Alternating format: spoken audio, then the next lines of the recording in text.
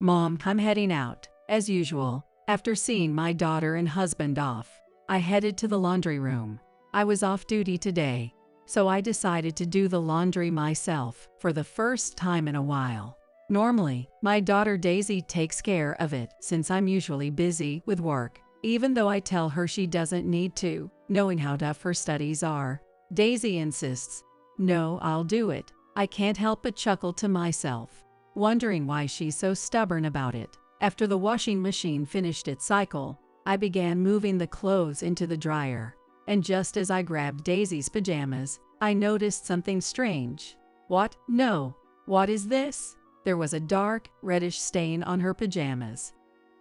As a doctor, I immediately knew what it was. The color, the smell, there was no mistaking it. It was blood. Daisy, have you hurt yourself somewhere? I frantically searched my memory, trying to recall any signs from my daughter's recent behavior.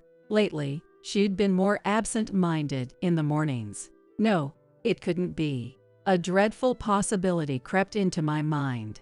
I didn't want to believe it. Could my husband, who's always been so kind, have done something like this to his own daughter?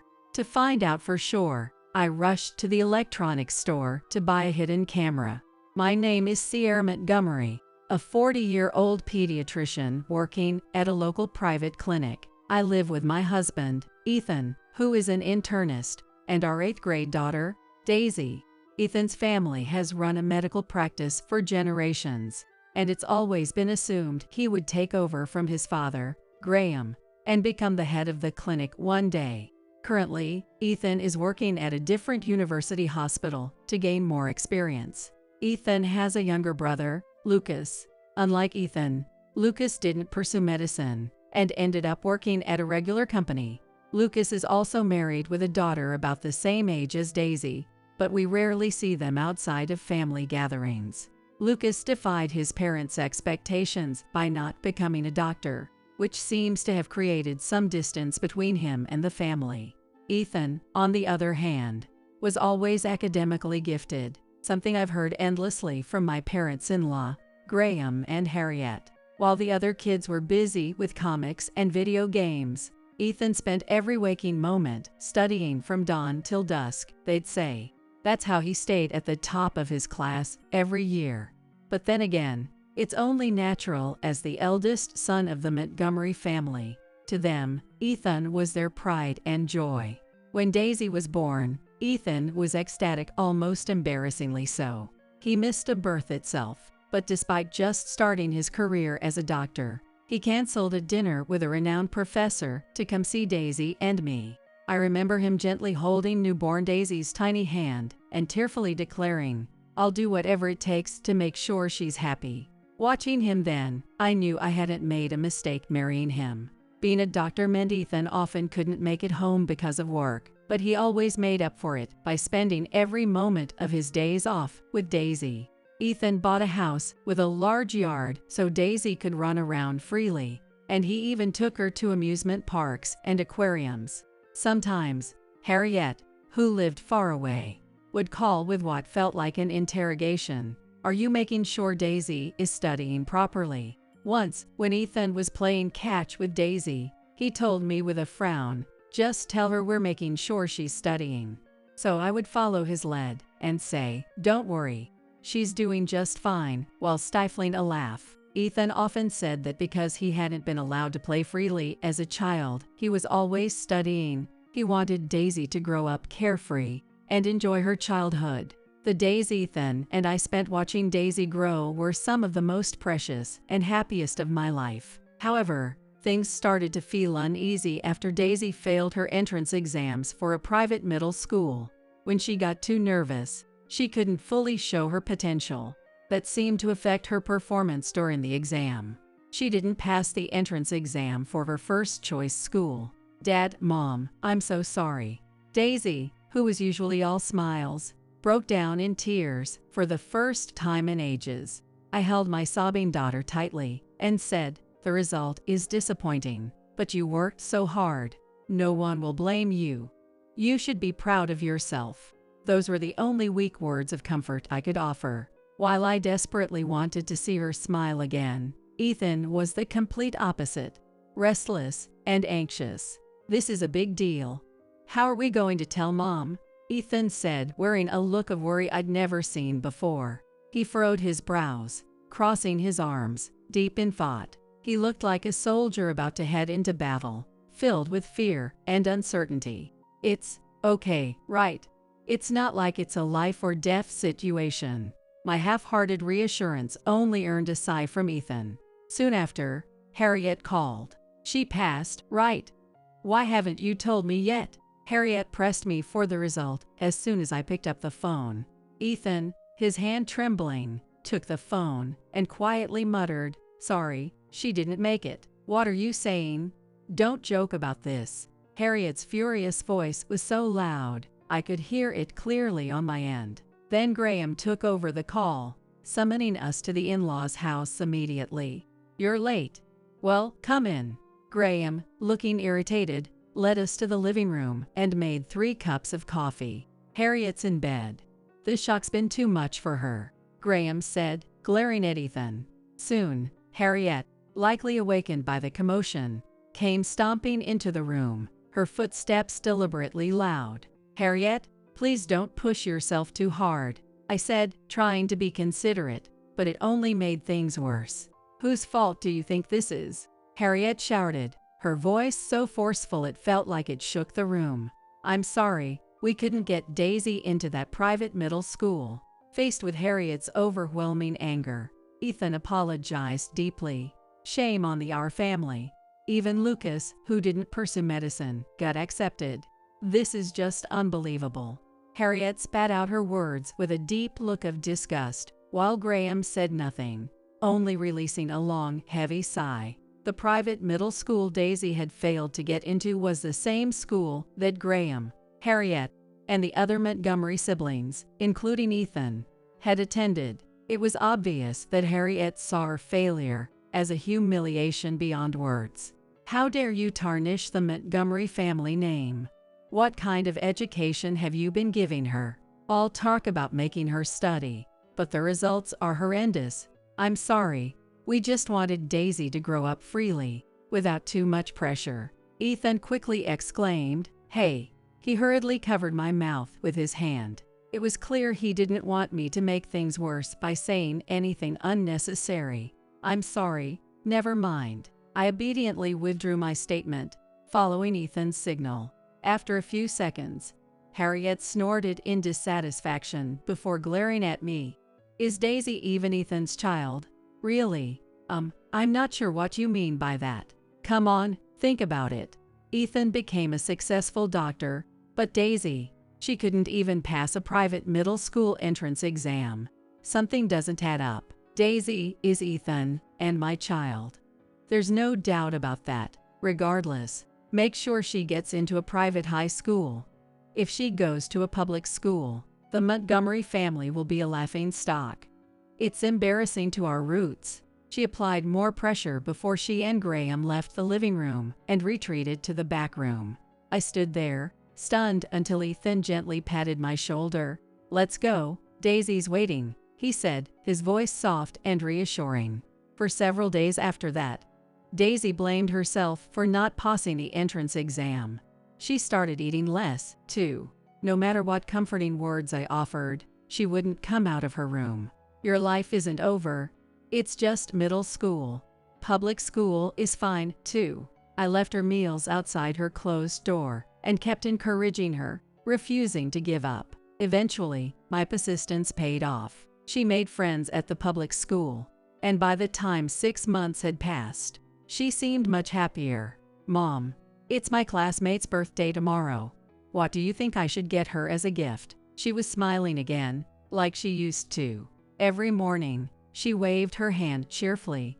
"I'm off to school." Seeing her so full of life again, I finally felt a sense of relief. Ethan's workload at the university hospital had increased around that time, which meant he was often home late, and he didn't get to spend much time with her anymore. But knowing Ethan, who always worried about Daisy more than anyone else, I was sure that he was probably even more anxious and unsettled than I was. So when he came home one night, I gave him an update on how Daisy was doing.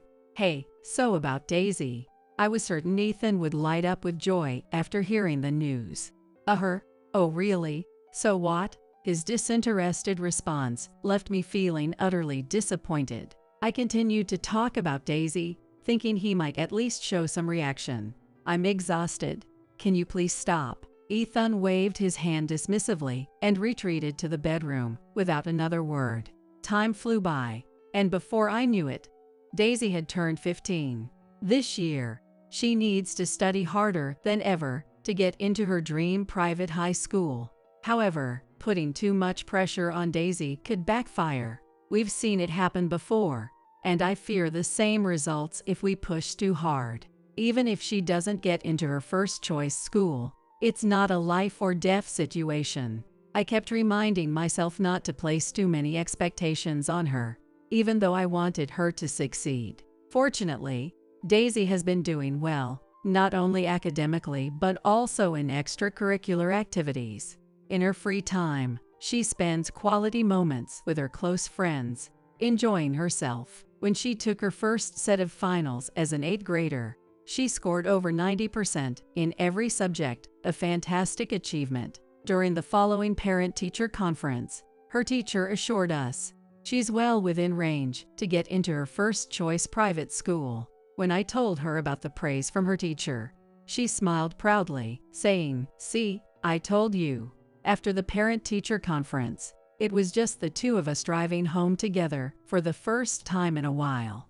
Daisy sat in the passenger seat, staring absent-mindedly out the window, perhaps tired from all the excitement at school. "Hey, Daisy, aren't you feeling hot in that outfit?" Since starting 8th grade, Daisy had taken to wearing long sleeves under her short-sleeved school uniform, even on hot days. It's for sun protection.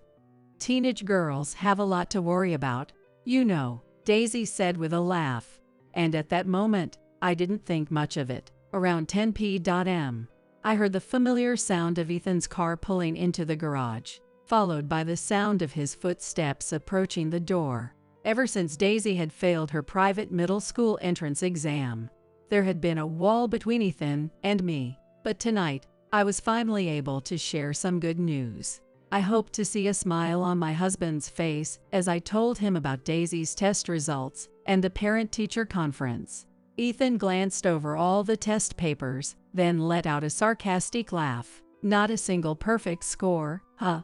As he spoke, he started crumpling up the test paper that didn't quite reach 100%. "Don't say that. She worked hard. You should at least acknowledge her effort." I grabbed the crumpled paper from his hand and began smoothing out the wrinkles with my palm. Even the teacher said she's on track to get into her first-choice private school. A public school teacher's word. You seriously trust that? You don't have to say it like that.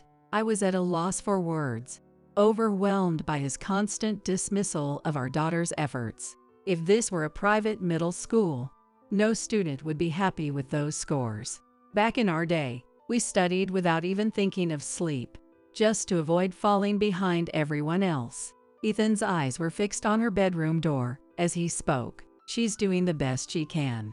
I stood up, signaling the end of the conversation. There was no point in continuing the discussion. I would only end up feeling more frustrated. Giving up, I decided to head to the bedroom and rest. How much time had passed since then? I woke up feeling Ethan moving beside me as he got out of bed. I reached for my smartphone on the nightstand to check the time, and it was just after 2 a.m. I glanced to the side, and Ethan wasn't there. He was probably in the bathroom, or maybe went to get some water, since he had been waking up frequently in the middle of the night lately.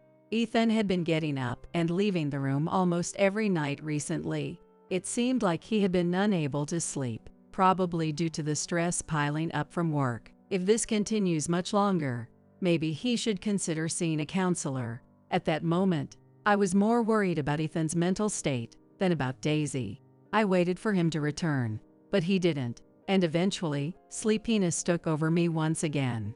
"I'll talk to Ethan tomorrow. I just hope he'll really listen this time." That thought lingered in the hazy corners of my mind as I drifted back into sleep. At 6 a.m., my alarm rang as usual, and I got out of bed. Ethan was still lying next to me, showing no signs of waking up. What time did Ethan finally fall asleep last night? That question played on my mind as I began preparing breakfast. 30 minutes later, Daisy came down, looking distant and disconnected. "Daisy, good morning." I greeted her cheerfully, but it seemed like she didn't hear me at all. She slumped into a chair, staring blankly. "You didn't wash your face, did you? And you haven't brushed your teeth either, have you?" At my words, Daisy suddenly snapped back to attention, standing up quickly. "Good morning, Mom." "Huh, what, are you going to get the paper?" She started to dash toward the front door, and I held her back with a chuckle. "Are you still half asleep? I already got the paper. Now go wash your face. You've got school today, remember." "Oh right, I completely forgot.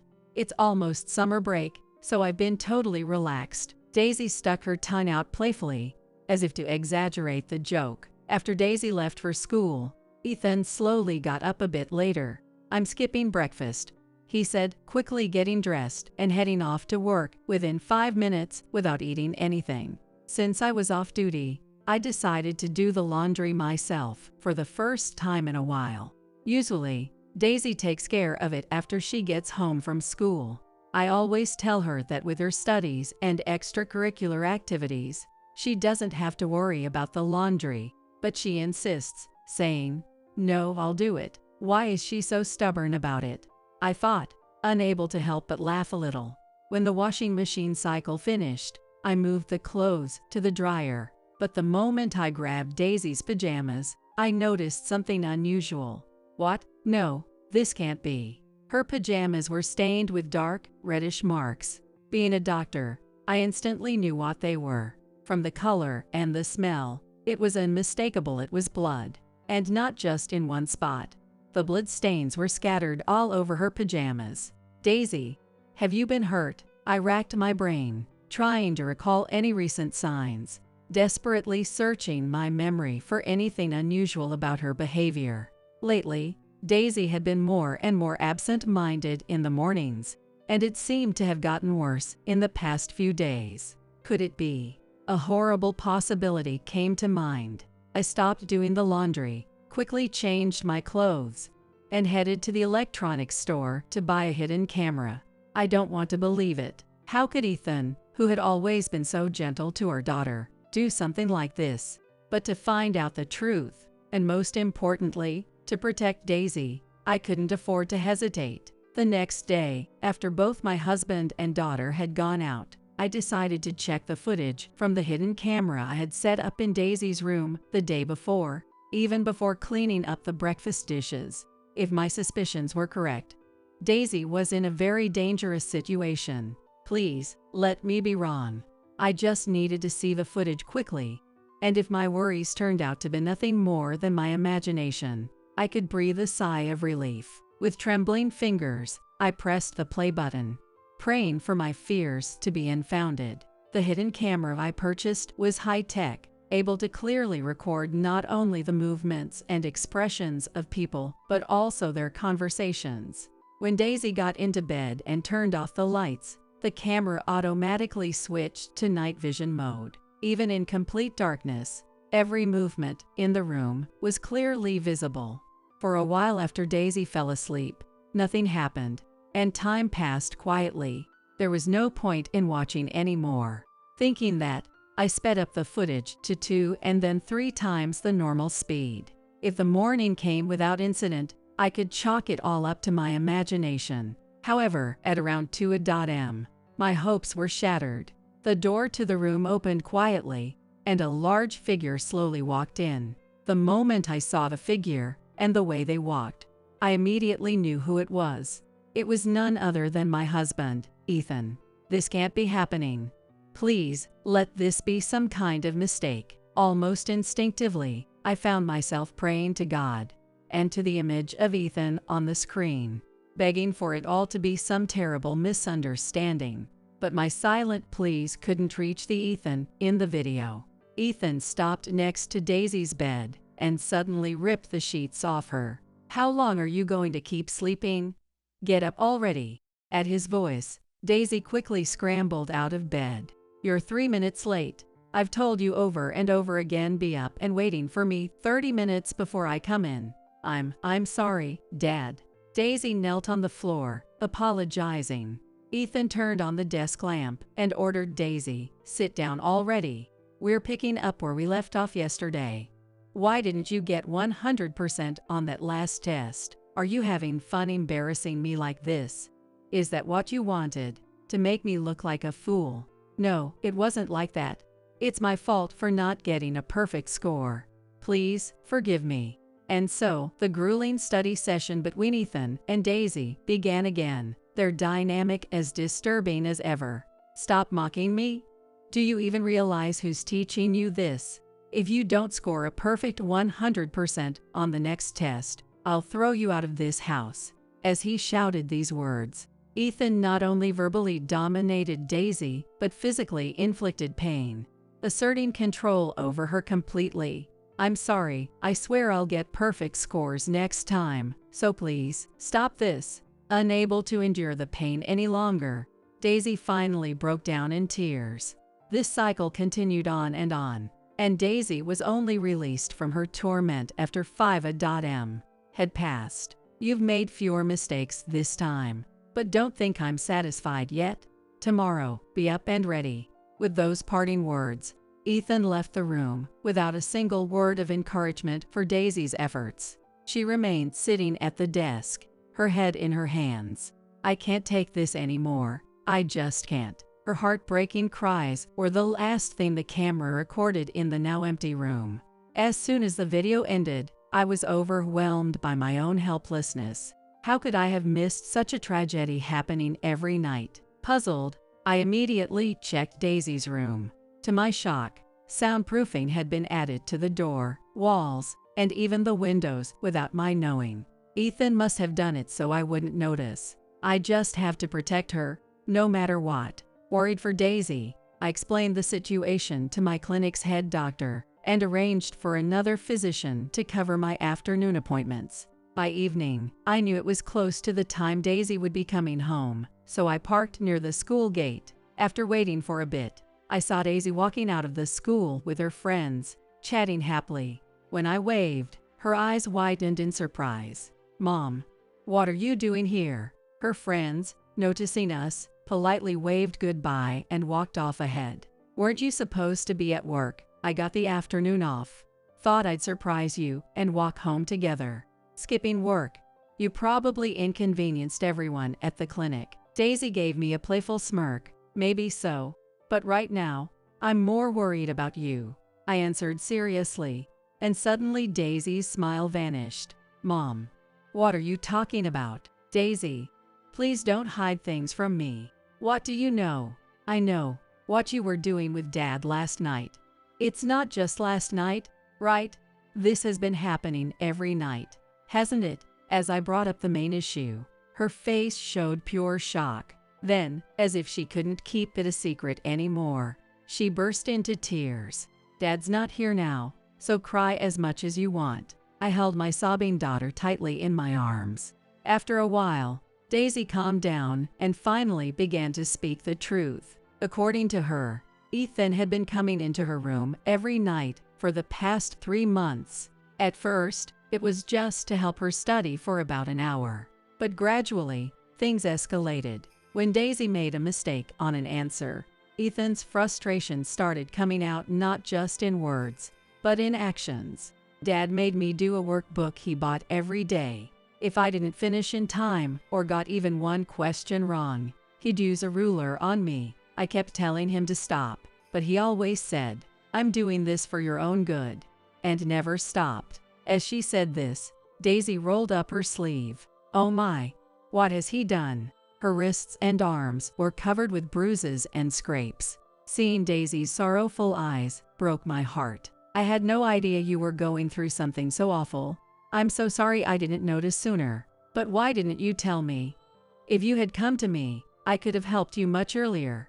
Daisy shook her head, tears of frustration welling up. Dad said, "Mom's sick of how dumb you are too." He said, "If you don't want to be abandoned, You have to study harder. That's ridiculous. I would never say such a thing. He lied to you. I would never, ever abandon you. I fought. There's no way Mom would ever say something like that. But Dad used to be kind, too. So, Daisy sniffled as she said that. I'm sorry. No matter what happens, I will never abandon you. I promise, so please believe me. I hugged Daisy tightly again, as if trying to prove my sincerity. The sudden change in her once trusted father had made Daisy doubt even my kindness. I couldn't forgive Ethan for repeatedly treating our gentle and kind-hearted daughter so cruelly. At the same time, I reflected on how the Ethan who used to be so gentle could have changed so drastically, and what had triggered that transformation. Yes, it all started when Daisy failed her entrance exams for a private middle school. Up until then, he had been committed to raising Daisy with a carefree childhood, letting her grow at her own pace. But that single failure shattered everything. The harsh words from Graham and Harriet had made me uncomfortable, too. Yet, Daisy's smile had helped me ignore the tension and maintain our relationships without any issue until now. Daisy didn't need to attend a private school to succeed. She just needed to stay true to her own goals and walk the path she believed in. Telling myself this gave me the courage, as a mother, to support her wholeheartedly. But he seemed to think differently. He genuinely believed that Daisy had tarnished the Montgomery family name by failing to meet their expectations. Ethan was always someone who would overthink things once he made up his mind. With invisible pressure from his own parents, he must have pushed himself to the breaking point, and now the worst possible outcome had occurred. His frustration had been directed at his own daughter. I'm not like Dad, so please trust me. Right now, you might not have confidence in trusting family, but I swear I'll protect you till the very end. I looked into her eyes and declared my promise with conviction. After seating Daisy in the passenger seat of the car, I told her, dinner might be late tonight, but bear with it, okay? Instead of heading home, I drove straight to the Child Protection Agency. Luckily, Ethan was working an overnight shift at the university hospital that day. He'd be too busy attending to patients coming in at night and wouldn't be home until around 10 the next morning. I wasn't worried about him noticing us being out late tonight. For years, I had worked as a pediatrician. Among my patients were children who had suffered terrible treatment at the hands of their parents. Every time I saw them, I felt powerless as a doctor, unable to do much. The only thing I could do for them was report to the Child Protection Agency. Sometimes that helped resolve things, but other times it only made the situation worse. Whenever I heard news about children becoming victims, I couldn't help but question whether I was truly making a difference. But I never imagined that such a fate would befall my own daughter. The injured children brought in for treatment couldn't even defy their parents. They would silently endure, gazing at me with such sorrowful eyes, pleading for something beyond words. That's right, they're just like those kids. When I saw the countless blood stains on Daisy's pajamas, the faces of the abused children I'd encountered in my career as a doctor flashed through my mind all at once. Until now, as a doctor, I always felt like I was hitting the limits of what I could do. A doctor isn't allowed to intervene directly in a patient's home life. But this time, I wasn't just a doctor, I was a mother. A victim's mother. I couldn't just push this aside as someone else's problem. I had to protect my child with my own hands, no matter what it took. At Child Services, there was a seasoned worker I'd known for years through my job. She was someone I trusted, someone who always put the well-being of the children first. I knew she would help us, and on top of that, we had the camera footage as proof. Daisy sat in the passenger seat, looking anxious, listening to the radio. She was scared that if we handled this wrong, everything would get worse. Don't worry, trust Mom. Maybe my words got through to her, because Daisy nodded and said, okay. When we arrived at Child Services, my colleague listened to our story with complete seriousness. She promised that she would cooperate with the police and take immediate action. The next day, I requested emergency leave from the clinic's director. I left the house, pretending to head to work, just as I normally would. The police and child services were set to arrive when Ethan came home. Until then, I would wait outside with them. Around 10 a.m., Ethan pulled up, looking exhausted and still completely unaware of what was about to unfold. Daisy clung to the hem of my shirt, hiding behind me. Ethan walked up to the front door, still oblivious to our presence. "Welcome back, Ethan." "Sierra, what's going on? Did you forget something?" I called out from behind, and Ethan casually turned to face me. His expression froze when he saw the police officers standing there. Who are you guys?" It seemed like he was desperately trying to figure out why his wife was standing there with the police. The child services worker explained the situation calmly, but Ethan scoffed, pretending not to understand. What are you talking about? We've spoken with Daisy and Mrs. Montgomery. What you've been doing has crossed a line." Ethan smirked and shook his head, saying, "I don't know what these two told you, but you've got it all wrong. I'm disciplining her. Every night I'm helping my daughter study because she's slow to catch on. I should be thanked, not accused. Right, Daisy?" He turned to Daisy, his gaze intense and intimidating. Daisy flinched, her body stiffening as his eyes bore into her. Her grip on my shirt tightened even more. I turned and held Daisy tightly. "You're safe. Mom will protect you." Daisy looked up at me, and after a moment, she nodded silently. Finally, she stepped back, 1-2 steps, gaining a little space between us. I turned to face him again. "What you've done is not discipline. You've crossed a line, and it's gone too far." I stood in front of Daisy, shielding her from him. Even after hearing that pointed comment, Ethan didn't reflect on himself. Instead, he burst into loud laughter. "See, it was your parenting that messed things up. Mom was right all along. If I hadn't been so influenced by you, I would have pushed hard on studying from the beginning." It was as if he was channeling Graham and Harriet's opinions directly. The Ethan who used to say he wanted to raise our child freely. Where had that man gone? Now the man standing in front of me was like a completely different person from the Ethan I once knew. "Listen up. The fact that our daughter has stained the Montgomery family name is entirely your fault. As her mother, don't say that. She's not a stain on anything." I let my emotions flare up, but then remembered that Daisy was watching. I stopped my hand from lashing out. This child has always been careful to consider her parents' feelings. No matter how terribly you treated her, she kept smiling. She has wonderful friends, too. As a person, she's far more admirable than you'll ever be. So what?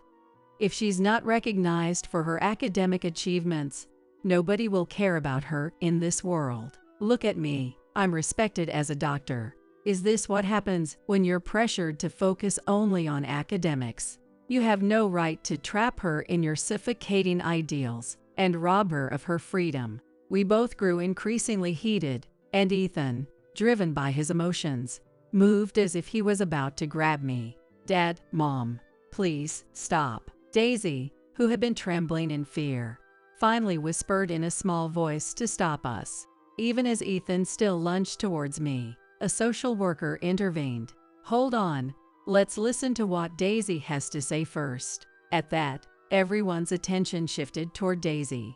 "Dad, what's happened to you? You've been acting strange lately."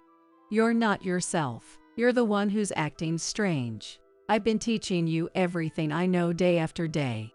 So what more do you want? I'm thinking about your future. Do you remember? When I was little, you used to play ball with me in the yard, and you took me to the amusement park, and to the aquarium, too. Those were fun times. I don't remember. Why should I care about some worthless memories like that? Throw them away. They're worth nothing. And forget about your friends. They're all distractions from what matters in life." Ethan spat those words out with such bitterness. To me, it sounded as if he was desperately trying to reject his own past. When did this happen? When did Dad become like this? I said I don't know. What do you understand about me? I know what made you start treating me like this. It's Jasmine, isn't it? Daisy's words suddenly brought me to a sharp realization. Jasmine was Lucas's daughter, our niece, though we hadn't been close in a while. She was 2 years younger than Daisy and had just started attending a private middle school this year. Could Jasmine really be the cause? After Jasmine was accepted into that private school, Ethan began to chew his nails constantly, muttering, "How could his daughter?" All the while directing his frustration toward Lucas, who wasn't even there. For years, Graham and Harriet had proudly boasted about their eldest son, Ethan, but suddenly, they shifted their praise to Lucas, saying, "Lucas's daughter is impressive, and Lucas is the pride of the Montgomery family." I couldn't believe how quickly their attitudes changed. Dad was probably stressed because Jasmine got into the private middle school he really wanted me to go to. Right, when he was helping me study, he kept saying, "Lucas won't beat you." I think he was muttering that unconsciously. Ethan's face clouded, as if he wanted to say something, but the words didn't come out. But what really makes me angry is how Grandma and the others used to make fun of Lucas. But the moment Jasmine got into that private school, they started treating Lucas nicely. Isn't that right? Daisy's words ignited a fire of rage in Ethan's eyes. He clenched his fists tightly. "Just so you know, I don't see Lucas as the enemy. Jasmine isn't either. It's just you, Dad. You're the only one who sees them as enemies. Shut up, shut up, don't say another word. I'll make sure you never speak to me like that again." At the peak of his anger, he shoved me aside with all his strength and lunged at Daisy, who was standing behind me. But just before he could reach her, a strong police officer grabbed his arm and stopped him firmly. "This is enough. Don't add more sins to your name." Ethan continued to resist, but the officer held him down and pushed him into the police vehicle. "Let me go. A daughter has no right to defy her father. This is a failure in upbringing. You have no authority to stop me," he kept shouting even as they forced him into the police car. As I watched that scene unfold, Daisy grabbed my hand tightly. "Mom, thank you." Tears glistened in Daisy's eyes. I hugged her and wiped away her warm tears.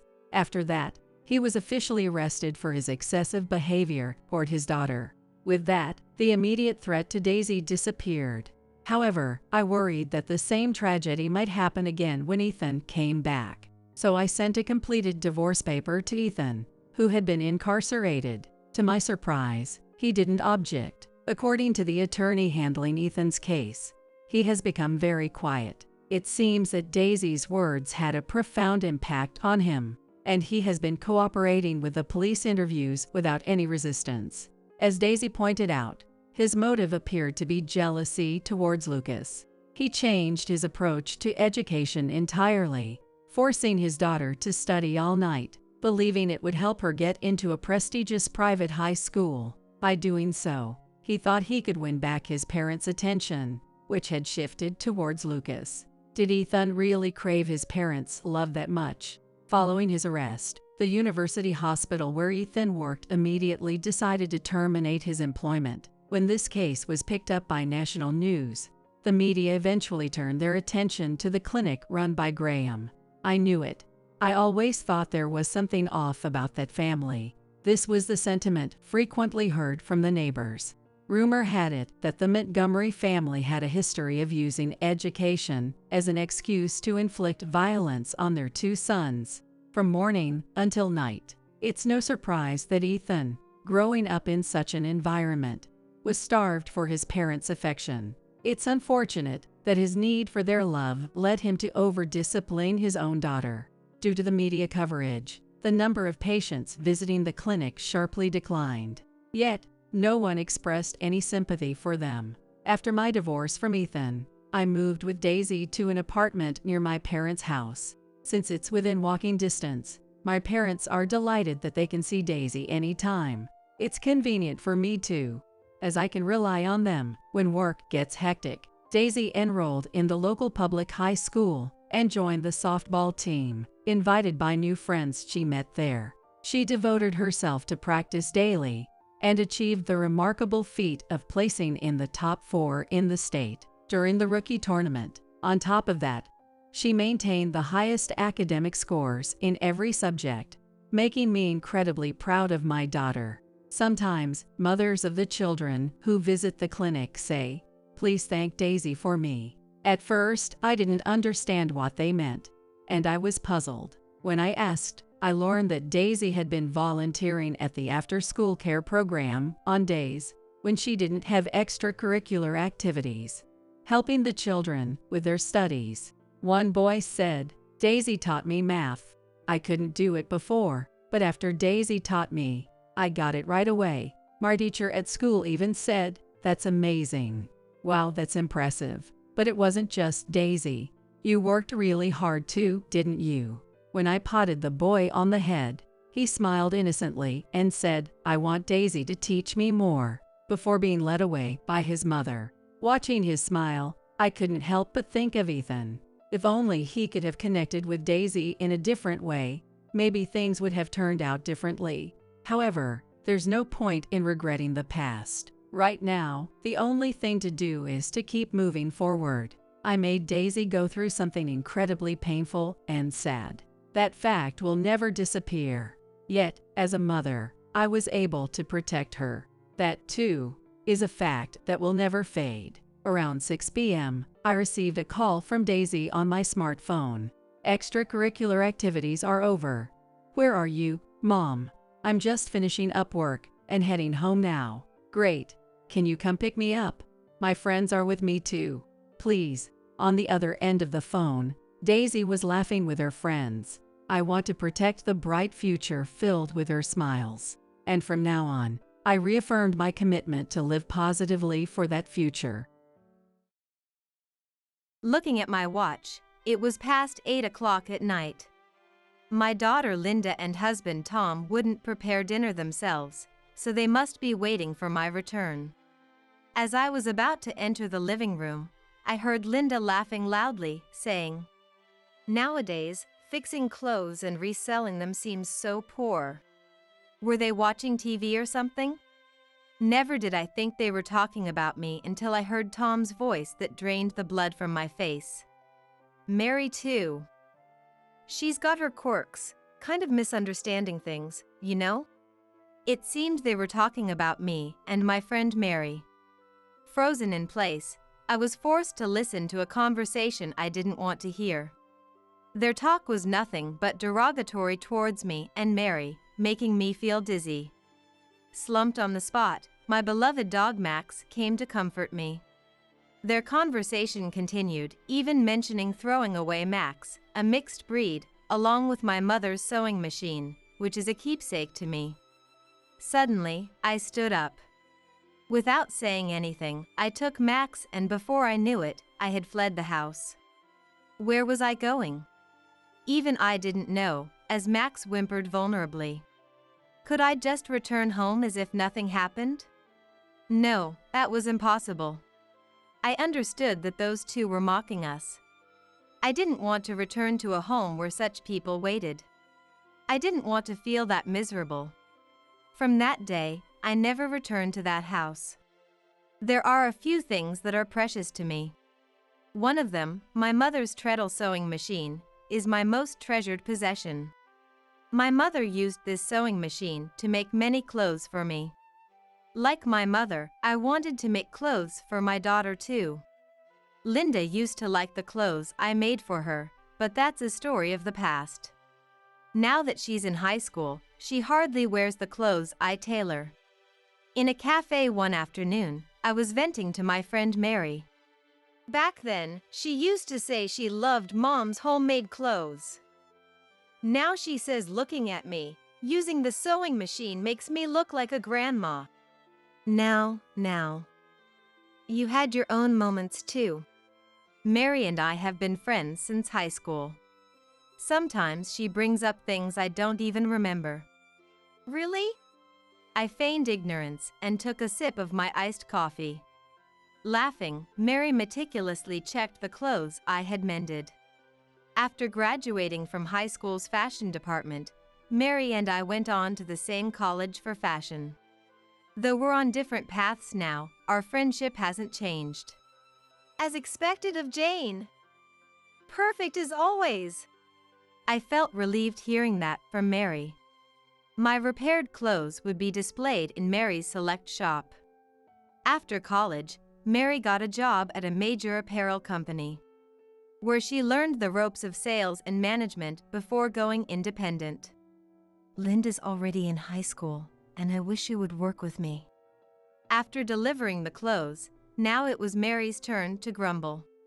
"I tell you every time, it's just a hobby for me. I'm always worried if the repairs I do are good enough for your requests." Mary responded, Yeah. Got it," with a bored face. After that, as usual, we caught up on each other's lives and chatted about various things before parting ways. Walking home alone, I reminisced about the past. High school, college days. Those days of striving and competing every day on assignments. After graduation, I got a job at a textile company and gradually stopped making clothes. Losing my father early on and living with my mother and daughter, my mother passed away before I graduated from college. I was fully occupied with the unfamiliar environment and my job. When Linda was born after marrying a colleague from the same company, I realized the importance of family anew. Like my mother did for me, I began making clothes for Linda again, using my mother's treadle sewing machine. She used to be so obedient and cute. Arriving home, I sighed as I saw Linda lounging on the sofa watching TV. "Jane, you used to say the same thing." I remembered what Mary said during the day. I wonder if I was such a lazy daughter in my mother's eyes. If so, my mother's love was truly great, and I am nowhere close to her. "Oh, you're back?" Linda finally noticed my return but didn't bother to move from her spot. I surely wasn't as lazy a daughter as this. Reassuring myself, I decided to start preparing dinner. "I'm home." Tom got home after 10 p.m. Sitting next to Linda on the living room couch, he loosened his tie. "Welcome back," Linda said, fiddling with her smartphone. While I was preparing the meal, the two of them were happily chatting as they watched TV. Tom and Linda get along well, but there is no blood relation between Tom and Linda. Linda lost her father in an accident when she was just 2 years old. After losing my previous husband, I had been getting sewing jobs through Mary's introduction, and that's how I met Tom. Linda, being a friendly child, quickly grew fond of Tom, and it didn't take long for us to remarry. Although I was afraid of losing my loved ones again, being with Tom, who is positive and resilient, eventually made me feel at ease. His cheerful and lively personality made me feel like he wouldn't die over trivial matters. And indeed, my happiness continues to this day. "Isn't the outfit this person is wearing cute?" Watching a celebrity on TV, Linda asked Tom. "This is said to be trending this year. We've got them in stock at my store too." Tom manages a store known for affordable fashion. "Really? Get one for me before they sell out." The casual exchange between Tom and Linda was irritating me. It's fine that Tom and Linda like brand new, trendy clothes, but I can't understand why they dispose of them so quickly every season. Clothes that are still wearable are cast aside for new ones, even though they were liked and bought. I wear my favorite clothes for years, mending or modifying them myself if they get a bit old or slightly torn. I know Tom and Linda think my way of handling clothes is old-fashioned, so I try not to comment on how they treat theirs, but "Linda, you really know about fashion." Tom is indulgent with Linda, and at this rate, he'll buy her lots of clothes again. "Tom, don't spoil Linda too much." "Linda, why not get a part-time job and buy them yourself?" When I told the excited pair, the conversation abruptly stopped. "It's fine. Parents are supposed to buy their children clothes, right?" "Yeah. Girls, Linda's age, want to dress up. Try to understand that." Suddenly, it was as if I was the villain, being scolded by both of them, and I was at a loss for words. Anything more I'd say wouldn't reach their ears. Just keep it moderate, please. Leaving those words behind, I moved away from the living room, and their cheerful voices echoed behind me again. I felt incredibly empty. However, seeing my dog Max curled up and asleep in the bedroom soothed me. "Max, you're on my side, right?" I muttered, but Max only tilted his head. With a renewed sense of emptiness, I fell asleep next to Max. One day, I visited Mary's office. It was to check the condition of the vintage clothes Mary had bought abroad after I had finished repairing them. Mary, being my friend, doesn't compromise at all when inspecting the clothes I've mended. Knowing this, I prepare myself for delivery. Sometimes, when there are few items, we chat over coffee, but this time there were many, so I came to the office. Boxes were piled up everywhere. The first time I came, I mistook it for a warehouse. At the back was Mary's desk, and in front of it, a table and chairs for visitors, all picked out by Mary from antique shops. Her taste, unchanged since our student days, has always been something I admired. This one and this one are okay. I want a bit more alteration on this skirt. After finishing the thorough check, I sighed in relief. Something wrong? Mary's sharp gaze fixed on me. What? No, I'm just relieved. I'll fix it right away and get back to you. I quickly packed the clothes for resubmission to escape Mary's scrutiny. This batch didn't seem very you.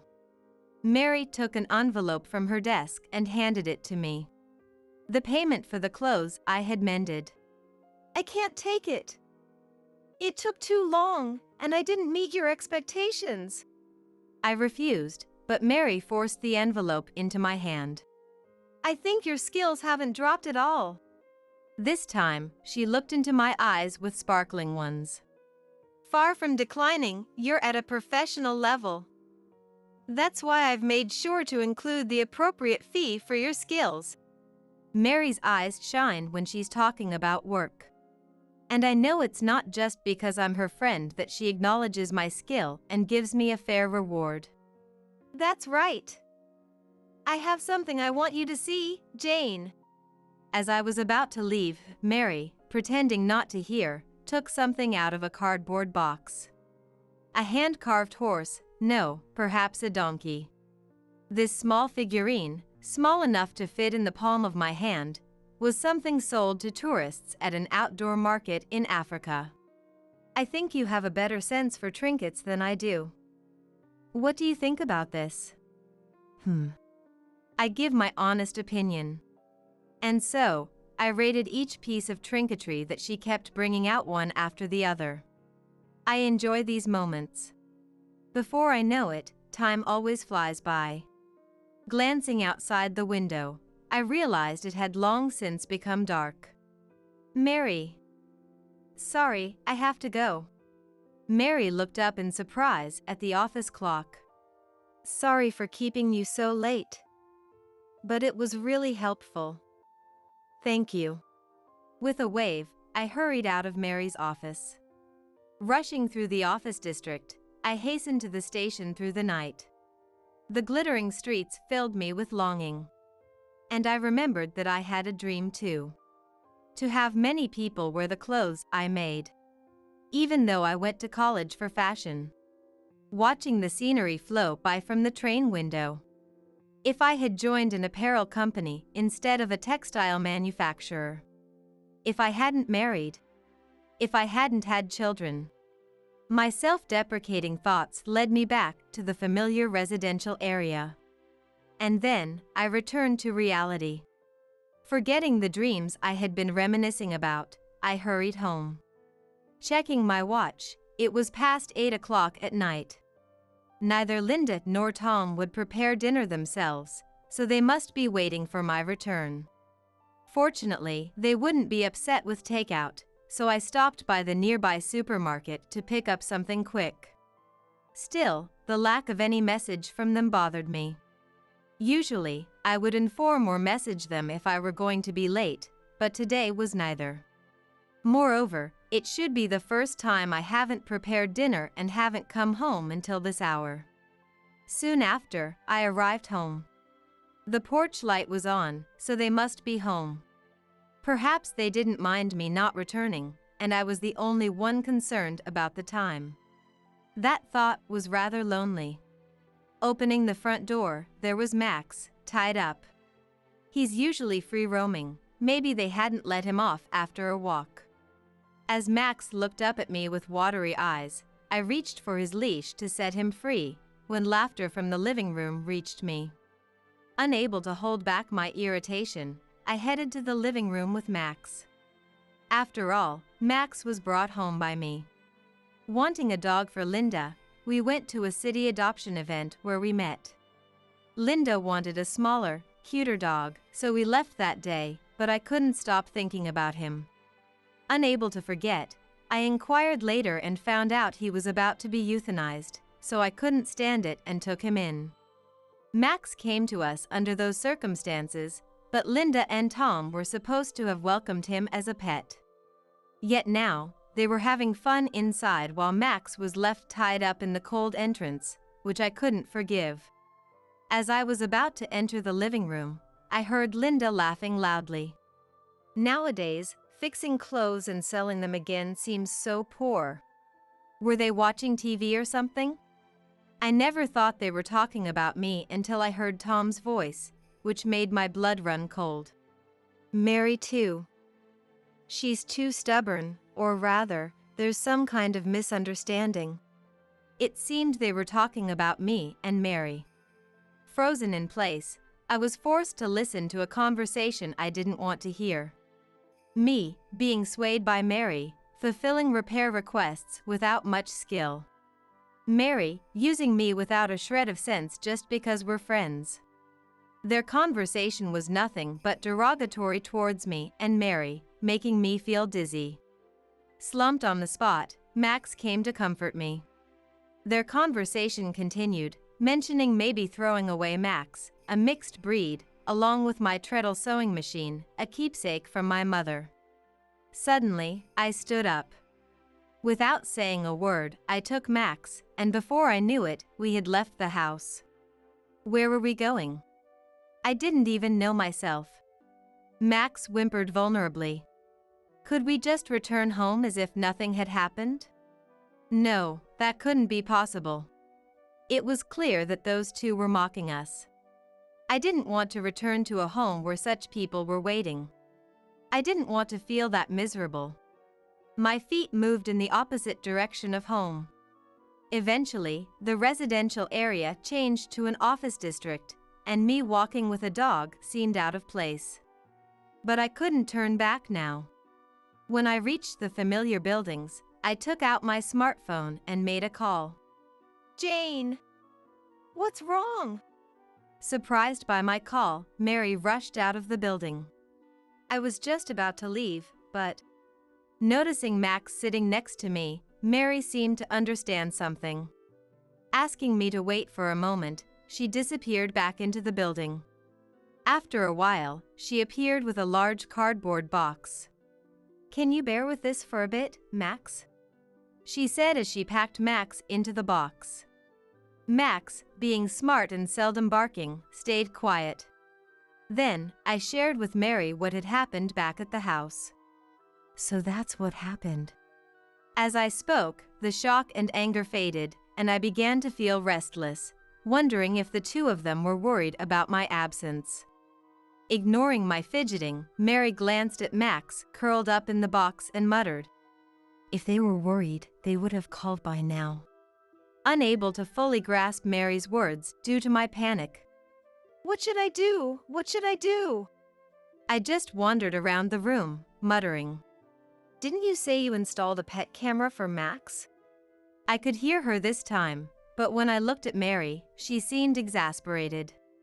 Sighing heavily, she said, "If you're worried about what they're doing, why don't you check the camera?" Without looking at me, Mary continued to pet Max. I took out my smartphone to check the pet camera's feed. But my hands trembled, my heart raced, and my mind went blank. Max, who had been enjoying Mary's strokes, quickly ran to my feet. "If you can't look alone, shall I watch it with you?" Nodding to Mary's offer, I handed over my smartphone. Mary opened the pet camera app. The living room appeared on the screen. A pizza box was open on the table, left in disarray. Linda and Tom were still laughing joyously on the sofa. "They don't seem worried about you at all." I couldn't see it. It was clear they hadn't even noticed that Max and I had left the house. The shock hit me again, but this time, anger started to bubble up within me. "So, what now? What do you want to do, Jane? Do you still want to go back to that house?" Mary asked, seemingly enjoying the situation. "I don't want to go back." Hearing my decision, Mary smiled, pleased. "Then leave it to me from here." I never felt as reassured by Mary as I did then. At the same time, I realized how terrifying she could be as an adversary.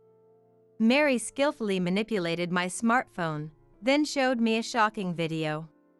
It was footage from the pet camera, but it showed Tom in the midst of an affair. "I never thought we'd find something this easily." Mary seemed thrilled, like a child who had found a fun new game. Mary had once worked at the same company as Tom. She had heard rumors about him through former colleagues. "It was just gossip, so I didn't take it seriously and thought it wasn't worth reporting to you." Her words felt like a blow as I was still reeling, but they helped me come to a resolution. "I've made up my mind." As if cheering me on, Mary winked. The next day, I waited for a time when Tom and Linda were out, and moved out my essential belongings. I did receive a message from Linda, but I only told her that I would be staying with Mary for a while. Seeing that it was read without any further response, it seemed she didn't care that I wouldn't be returning. I immediately started looking for a house where Max and I could live and decided to make a fresh start. Mary introduced me to a lawyer she knew, and she seemed oddly cheerful as usual. She always accompanied me when talking to the lawyer, providing valuable information. Hearing Mary's information, I felt my feelings for Tom cooling further. Seducing young part-timers at the store, causing him to be transferred from store to store. Is this why he's still just a manager despite his age? I felt embarrassed for living unquestioningly up to this point. I settled everything with Tom through the lawyer, but Linda was still on my mind. I wondered if she actually wanted to come with me. I wanted to at least see her and talk. So, when I came to pick up the rest of my stuff, and Linda was there, I approached her.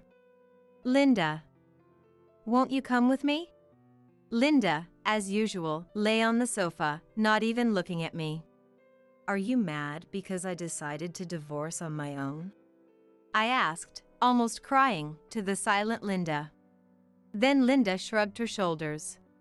Was she crying? "Let's go together then." I couldn't leave my own daughter behind. I had already made her feel lonely before by marrying Tom, who wasn't her biological father. Surely, being with me would make Linda happier than staying with Tom. As I moved closer to take her hand, Linda finally spoke. "Are you delusional?" I thought Linda was tearful, but then she started laughing, holding her stomach. "You really didn't know anything, huh?"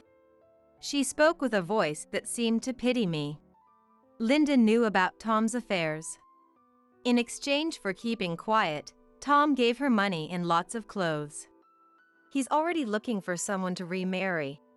Tom had been seeing other women even during our divorce negotiations. That's why everything went so smoothly. "Are you okay with this, Linda?" I wondered where Linda's true feelings lay. I was worried about her future. But Linda just smiled confidently. "The woman Dad's marrying is young and kind, like a big sister." She had already met the woman who would become her new mother. They were planning to buy her a small dog and had gone clothes shopping together. I'm sick of the noisy sewing machine and that dirty mutt. Linda knew exactly how much those words would hurt me. As I stood there in shock, she dealt the final blow. I'm graduating soon anyway. As long as I have money, I can live on my own, so just send financial support. How could Linda be so optimistic without even having decided on her future career path? Where did I go wrong? I'll give up custody to Tom. If you want money, ask him. I coldly relinquished my motherly love. Linda didn't show any sign of being hurt by my words. And so, I never returned to that house again, discovering a cold side of myself I never knew existed. Though I'm sure I love Linda, why didn't I insist on taking her with me? That's my only regret. 5 years have passed since then. Tom was fired from his job, and he and Linda are living modestly together. During the divorce, they signed a pledge never to involve me again, so I'm currently unharmed. Linda, after graduating, has been supporting Tom by hopping from job to job. If Linda ever reached out, I'd certainly extend my hand, but that will never happen. Jane, you're pausing again. Mary brought me back to reality. Since then, I've been officially working for Mary. My taking over the administrative work has made Mary's business even more agile, and her company has grown. Now we've moved to a larger property with space for my workshop and a place for Max to relax. I don't have kids, so I might not get it, but you're thinking of taking Linda back, aren't you? Mary asked while making coffee, always seeing right through me. I had indeed asked a lawyer to regain custody of Linda before. However, after hearing the voice on the voice recorder when the lawyer went to talk to Linda, I hesitated. If you get rid of that sewing machine and the mutt, I'm okay with it. That's when I realized I couldn't give up the sewing machine and Max for Linda. I abandoned my daughter. For my own dreams. For my own beliefs. Mary didn't say anything, just offered me a freshly made coffee. Thank you. We drank our coffee and then got back to work, hoping that someday Linda will understand the value of these remade clothes. I continue to press on with the sewing machine. You must be Kevin? I hadn't seen my grandson Kevin since he was in elementary school, but I was certain it was him. He should be a freshman in high school this year, so the age fits. However, I didn't recognize the child he was carrying on his back. Hi, Grandma, it's been a while. Tears distorted my vision. I didn't know what to say, moved by the painful sight and the joy of reunion. Grown up now, he was, unlike me, never one to wear his emotions on his sleeve. Please, can you let us stay for the night? I didn't know what had happened, but there must be a reason they were out in this snowy weather, thinly dressed and at this place. The effort it took to come this distance in the snow, carrying a child, must have been immense. The child on his back was shivering.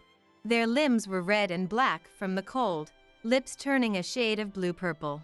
Kevin's legs were shaking, barely able to hold the child on his back any longer. I was about to nod, as if to say of course. Don't be ridiculous. I won't take care of that kid. My husband, Brian, who was supposed to be watching TV in the back of the house, came stomping to the entrance. He must have heard our conversation. Even I flinched at his presence, so a high schooler like him must be terrified. However, I see, he said with a smile. A hollow smile that twisted just his lips. It was as if he had expected this all along. My name is Abigail. I live a leisurely life in the countryside, a bit away from the city center. Now in my late 60s, Brian has retired, and we live on our pensions. Brian has always been incredibly stubborn and difficult. When he was working, he often clashed with others and seemed to be in constant trouble.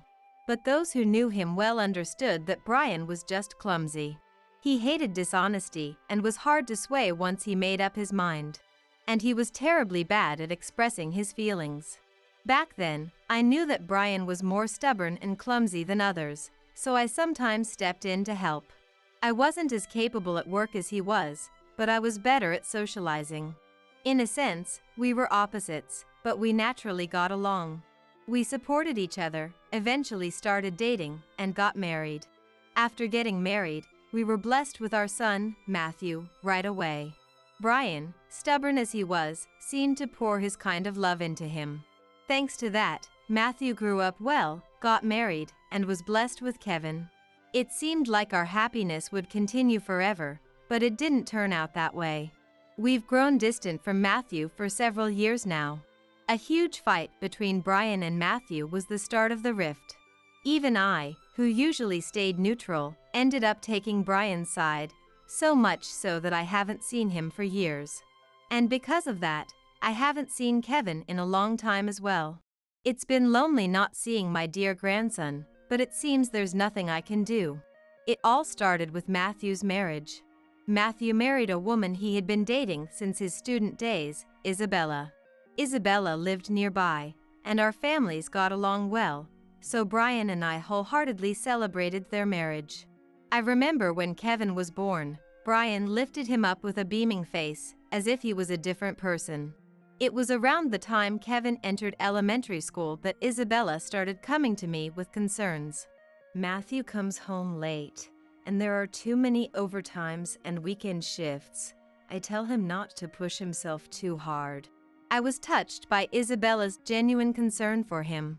Having a small child, his overtimes and weekend work must have been a significant stress.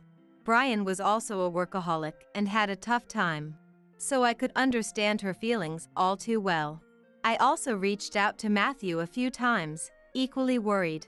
Working too hard could break him, and if the company was that bad, it might be worth reporting to the appropriate authorities. That's what I advised. Before I could finish, Matthew let out an exaggerated sigh. It's different from Dad and Mom's time. Don't butt in. I'm doing what I want to do. And yelled. From his tone, I realized the company wasn't forcing the overtime or weekend work on him. What had suddenly happened? As a child, he used to complain about his dad always being busy with work. He wasn't particularly devoted to his job. It seemed like he viewed it merely as a means to earn money and live. Isabella must have been well aware of this, which is probably why she confided in me. My worry turned into suspicion from that day on. Sure enough, my sense of unease grew over time. Not long after, I received shocking news. What? Isabella has passed away. Tears filled the call from Isabella's parents. She had been hit by a truck while walking along a national highway. She was walking in a place without sidewalks at night, and the truck driver apparently didn't see her. Isabella was a serious and calm person, someone who wouldn't recklessly cross a national highway. At least, the her I knew wasn't that kind of person. Later, I heard that she had been acting distracted before the accident. Her parents occasionally received frantic calls from her. The content of those calls made my blood run cold. She said Matthew was having an affair. She knew the other woman was Madison, a clerk at his workplace. Why she was in a dangerous place where the accident occurred remains unclear. However, Isabella's parents believe that the shock of Matthew's affair led her to a nervous breakdown. I remained in shock for a while after the call ended. After receiving a message from Brian that he was on his way to the hospital, I finally snapped back to reality.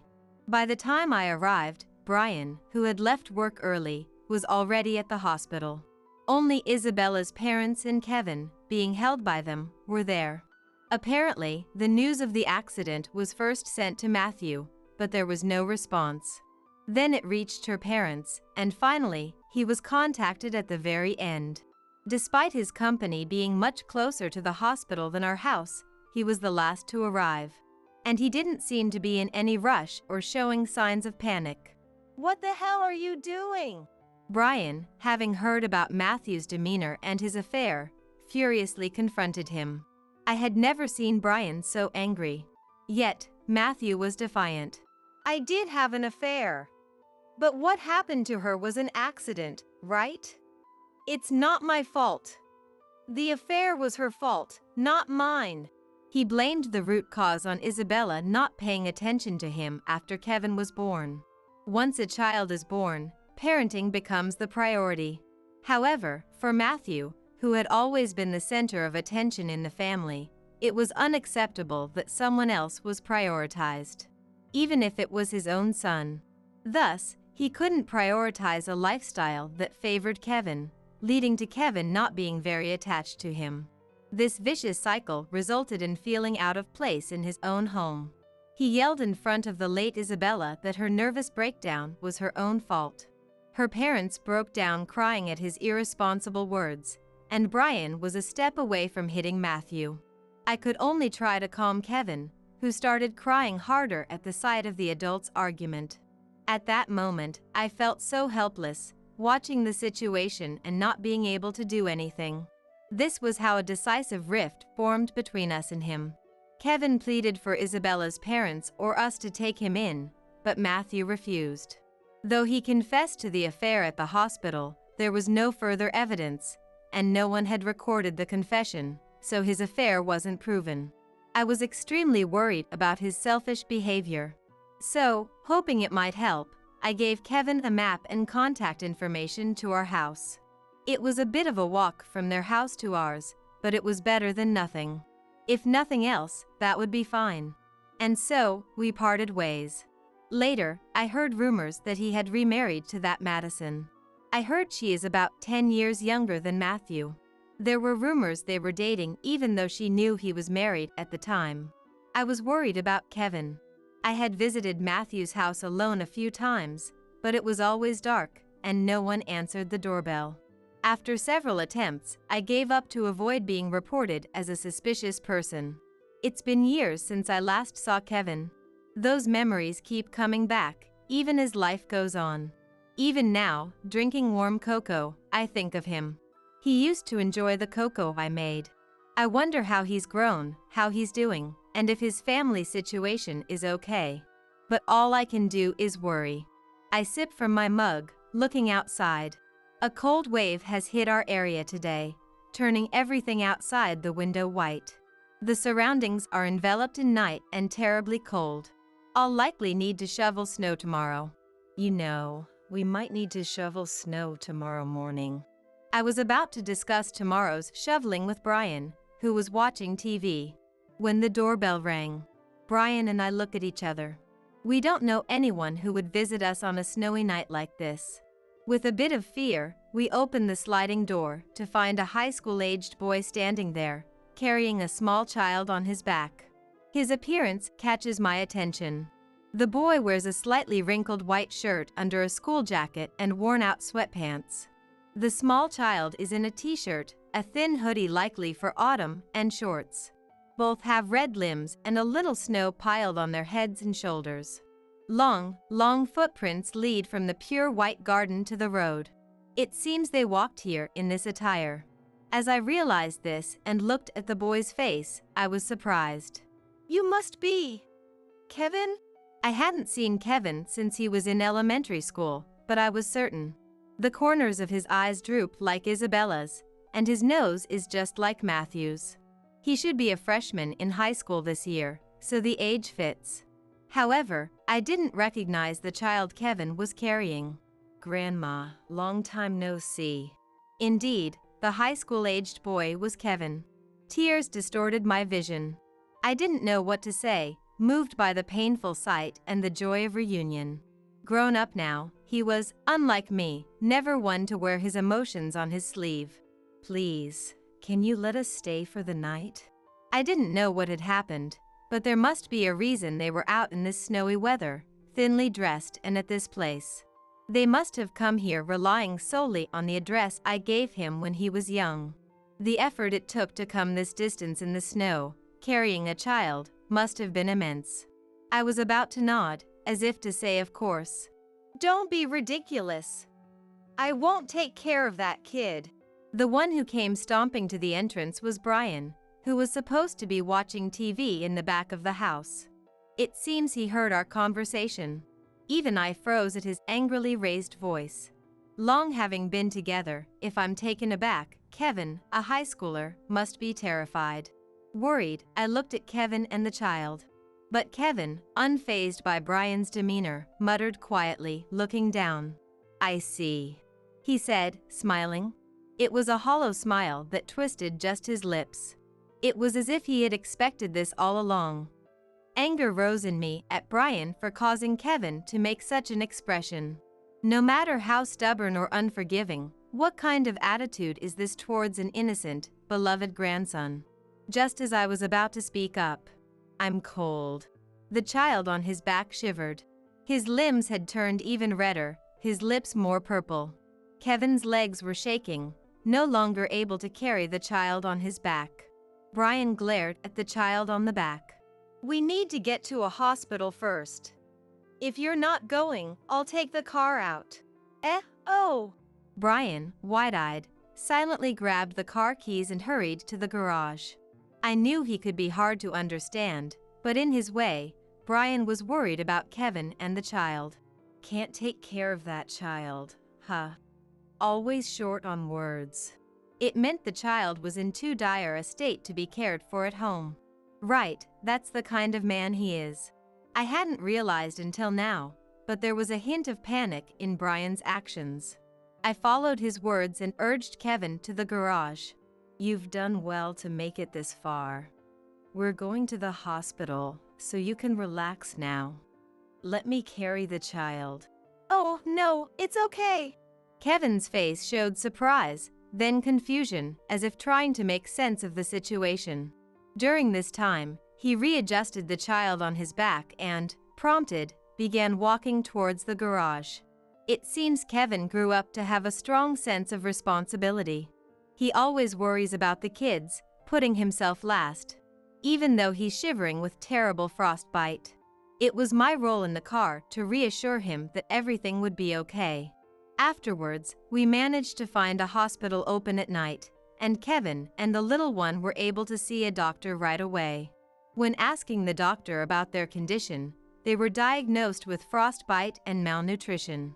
Fortunately, because we got them to the hospital immediately, there was no danger to their lives. I felt relieved. While he was being treated in the warm hospital, Brian was not his usual self. He was visibly worried, asking the doctor detailed questions about their condition and holding their hands to ease their anxiety. I wondered where his usual grumpy face had gone as I glanced at him, waiting for him to recover. Hours later, after receiving 4 fluids, Kevin were able to join us on our way home before dawn. In the car back, I asked him one question. It was about the little one he had been carrying. He had filled out the hospital paperwork, writing the child's name as Robert, aged 5. As expected, his response was as I thought. Robert was his half-brother with a different mother. In other words, another grandson for Brian and me. Cautiously, I asked about how they had been living at home up to now. Their attire, light despite it being winter, said it all, but I had to ask. Sure enough, Kevin revealed that he had been treated coldly by his stepmother, Madison, because he was from his father's previous marriage. He was always verbally abused and discriminated against in daily life, including meals. He couldn't even get new clothes. The school uniform he wore was the warmest clothing he had. Matthew, who should have been his real father, showed no interest in him. He essentially ignored whatever Madison did to him. Robert, the child of Matthew and Madison, was cherished as a baby by both. But as they gradually stopped caring, it became a nuisance, huh? They started to push Robert's care onto him. They always put themselves first, unable to prioritize their children. Luckily, he adored his much younger brother Robert. He had been taking care of him since he was in middle school. Just thinking about how Kevin had his own needs during adolescence, yet had to care for Robert, was heart-wrenching. Despite his inexperience, Kevin's dedication was evident in how close Robert felt to him. Robert, not used to being in a car driven by someone unfamiliar, was tense and didn't speak a word. He clung to Kevin, not wanting to be away from him, a clear testament to their bond. Finally, I asked why they had come to our home in the dead of winter, a journey difficult to make on foot. He was initially reluctant to speak. Yet, sensing my concern, he gradually opened up about their situation. Unbelievably, Madison and Matthew had left the children behind to go on a trip far away. They left hardly any food or money at home, so their supplies quickly ran out. Being winter break probably added to their desperation. Without food, Kevin and the young Robert would starve. With no school open and not wanting to impose on friends, Kevin felt he had no one to turn to. So, with a sense of desperation, he decided to make the journey to our home, tears in his eyes as he spoke. Why didn't you contact us before? Brian yelled at him with a stern voice while driving. The guilt of not reaching out to Kevin sooner and allowing Matthew's tyranny, plus the helplessness of not having been turned to for help before, was palpable to me. Understanding Brian takes time and effort. You really shouldn't say it like that. We're so happy that Kevin and Robert turned to us in the end. To Kevin and Robert, who had little interaction with him, Brian might just seem like a scary grandfather. Worried they might be frightened, I spoke up, but their faces showed no fear. Perhaps my deep concern for Kevin and Robert in the hospital had reached them. I've wanted to contact you many times before, but I was worried about what Mom had told me, and I couldn't find the courage to reach out. He awkwardly began to explain why he hadn't relied on us until now. After Matthew remarried, Madison yelled at him repeatedly. You're not loved by your grandparents. Kids like you are a nuisance everywhere, so don't even think about relying on them. At first, I thought it was a lie. The grandparents I remembered were always kind. But after being told repeatedly, he started to believe it was true. I have memories of being loved as a child, and I couldn't believe that grandparents who had been so good to me would hate me. Now, I can think that way. Yet, until recently, he had whispered that he felt unloved for some reason.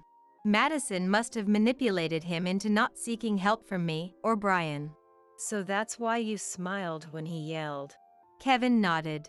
When Brian yelled at the entrance, Kevin had smiled, feeling empty, as if Madison's words had been proven right. Hearing this, Brian seemed even more regretful, his eyebrows furrowed. But you both protected us. Kevin said he finally felt at ease and cried. Perhaps triggered by his older brother's tears, or maybe because his tension was relieved, Robert also started crying. Upon arriving at our home, they immediately went to the bed we had prepared. It's warm, Kevin. Saying this, Robert rubbed his cheek against the blanket and fell asleep embraced by Kevin. Feeling both a sense of affection and sorrow, tears rolled down my cheeks. Their behavior suggested that they rarely had the chance to sleep in a warm, comfortable bed. Brian and I wanted to keep watching Kevin and Robert's sleeping faces forever, but we couldn't. We had a lot to do. In the morning, Brian took the car out again. He had the medical reports from the hospital and was going to file a complaint against Matthew and Madison. We prepared while waiting for them to return. Weeks later, when they returned from their trip and arrived at their home, the police were waiting and arrested them.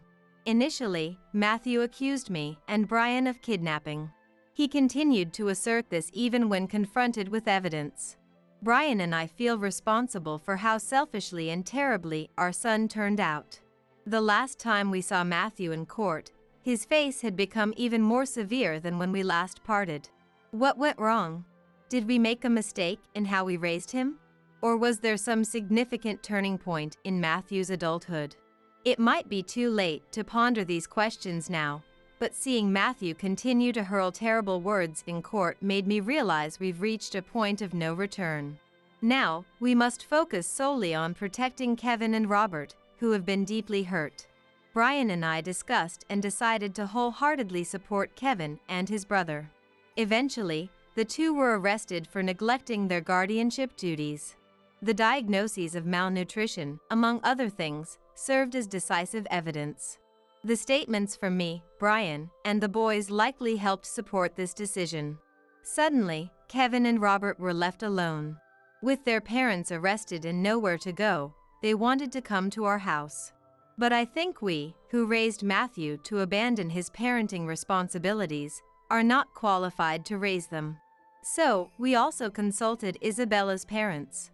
They were relieved to hear Kevin was safe and were concerned for Robert, a child who should be a stranger to them. We'd like to take both of them in if we could. But sadly, it might be difficult to adopt Robert since they're not related by blood. And separating the brothers would be too cruel.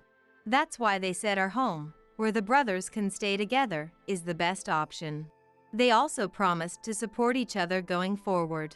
How kind are these people, to offer such gentle words to the parents of Matthew, who did terrible things to their daughter. Lately, I find myself tearing up easily. And so, it was decided that my husband and I would take in Kevin and Robert. When I took Kevin and Robert's hands and said, "From now on, you'll live with us," they showed us bright smiles. Still, they were quite reserved when they first moved in. But soon, we all warmed up to each other. He is always eager to help out. This year, we've had a lot of snow, but he's been forward in offering to help shovel it. Young Robert, trying to imitate what he sees, grabs a shovel and heads outside too. It seems he's at that age where he wants to mimic everything his brother does. Brian, watching the two, would complain but also teach them the tricks of shoveling snow. It seems he's quite pleased to be relied upon by the adorable Kevin and Robert. "You can't even do this? Honestly, you guys are hopeless," Brian would say with a straight face, his usual grumbling. However, Kevin and Robert seem to know it's just his way of hiding his embarrassment and take it in stride. "We'll be better than Grandpa in no time, right, big brother?" "That's right, maybe even by tomorrow." Brian, as grumpy as ever, is becoming fondly attached to Kevin and Robert, including his difficult demeanor. Watching their heartwarming interactions, I'm busy preparing today's meal. "Everyone, dinner's ready. Let's take a break." Calling out loudly, the three of them walk over, laughing and smiling together. What a blissful everyday life we have. Winter is almost over, and the season of budding flowers is approaching. Between the four of us, warm times are passing by. I immediately put a temporary closed sign on the store and headed to the apartment where my son and his wife live. The room was pitch dark, and I couldn't see well. It felt cool inside, and it seemed like the heating was off. I called out the names of my two grandchildren as I entered the room. "Candy, Freddie. Grandma's here." As I moved further in, two small figures moved in the unlit living room.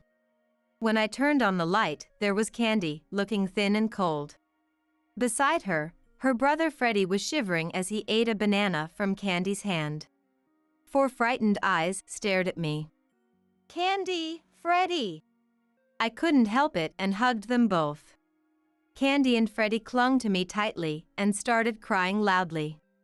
Their little hands gripped my body tightly. How scared and alone they must have felt. They must have been terrified and heartbroken, wondering why Mom hadn't come back from the hospital. Thinking about their feelings made my heart ache. Their dad, Ethan, wasn't here. When I called him to find out where he was, he laughed it off and said, "We're on a family trip, we'll be back tomorrow." "Is that so? Make sure you're safe." I said so before hanging up. He was in for a shock when he returned home. I'm Brianna.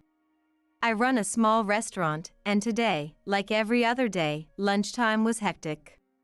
This place, tomorrow, was inherited from my parents-in-law. "Welcome. I'll get a table ready for you in just a moment." It's hard to keep up alone. Gerard, a regular, told me not to worry as I scrambled around. "Take your time, no need to rush." His words provided a small comfort. Some customers have been coming since my parents-in-law's time, while others are new, coming because they live or work nearby. I love this busy time when customers enjoy our food. When someone says the food is delicious, I do a little victory pose in my heart. I used to run this place with my husband. People always feel down when they're hungry. That's why we cook to cheer them up. That was his motto. We used to enjoy brainstorming the menu, counting the till, and rearranging the seating. When our son Ethan was born, we continued like this until he reached high school. But when Ethan was in his second year of high school, my husband passed away in an accident. It was a tough time, and I even thought about closing down. Ethan was preparing for university exams and couldn't help with the shop. I didn't think I could manage on my own. Then, one of our regulars said, "We'll wait for you," on the street with a warm smile. Seeing that smile, I decided to try running it by myself once again. It'll be all right, we can make it work. I downsized to a manageable size on my own, consulting friends and my still living parents-in-law. 3 months after my husband's death, tomorrow had its restart. Ethan passed his university entrance exams and was accepted into his first choice school. I want to live on my own since it's far from home. Sure, that's fine.